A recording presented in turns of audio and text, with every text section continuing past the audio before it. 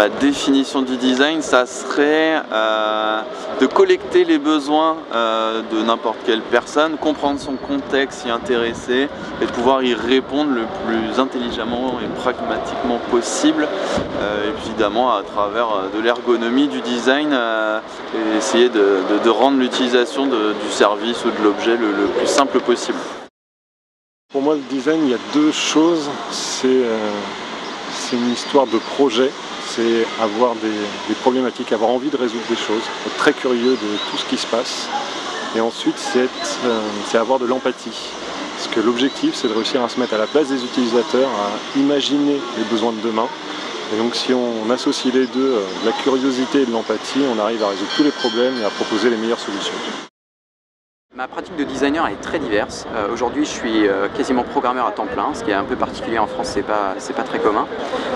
Moi, ce que ça me permet, c'est de créer des systèmes qui sont complexes, qui me permettent de visualiser la complexité du monde. C'est-à-dire que aujourd'hui, on est dans un monde informationnel où il y a énormément de données qui sont accessibles. La question, c'est qu'est-ce qu'on en fait, pour quelle valeur politique, quelles sont les revendications qu'on souhaite défendre, quelle est notre vision du monde.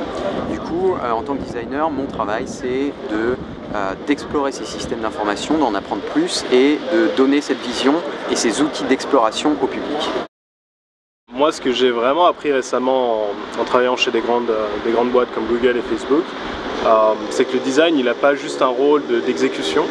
On n'appelle pas le designer juste pour avoir le polish sur un projet ou juste pour le visuel. Et les rôles dans ces boîtes-là, c'est vraiment de prendre part à la conception produit depuis la stratégie, les besoins de l'entreprise et du business, et d'exercer ses compétences de design et sa capacité à apprendre et à synthétiser pour mener le projet en complément du product manager.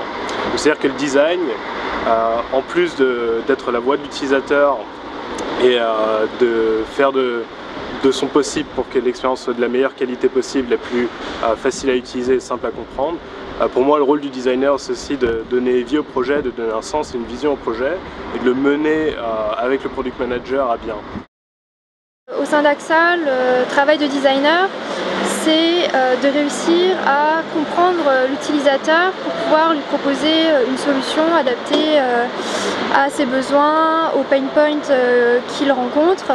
Donc il faut être très proche de l'humain justement, donc l'interviewer, discuter avec lui, aussi observer ce qu'il fait pour lui proposer des solutions. Et dans le domaine du data design, l'étape qui vient entre ce moment où on exprime les besoins et où on conçoit un outil, c'est l'exploration des données, enfin la compréhension des données pour proposer un produit justement basé sur ces données et transformé dans des data visualisations, des tableaux, des visualisations simples ou alors complexes selon les besoins et le type d'utilisateur.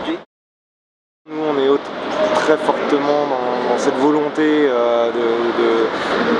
d'amener les utilisateurs, d'amener les gens à se saisir de leur projet et de les emmener jusqu'au bout. Donc voilà, pour moi le design effectivement c'est vraiment cette idée qu'on essaye de faire des choses pour les gens, des belles choses, ils seront contents d'utiliser par la suite. Pour moi le design c'est concevoir en tenant compte des besoins des utilisateurs. C'est un peu le propos aussi de ce qu'on met en place sur l'expérience utilisateur. C'est vraiment ça la priorité. Et ensuite c'est jouer avec toutes les contraintes d'un produit, d'un service ou d'une interface pour réussir à proposer la meilleure expérience possible à un utilisateur.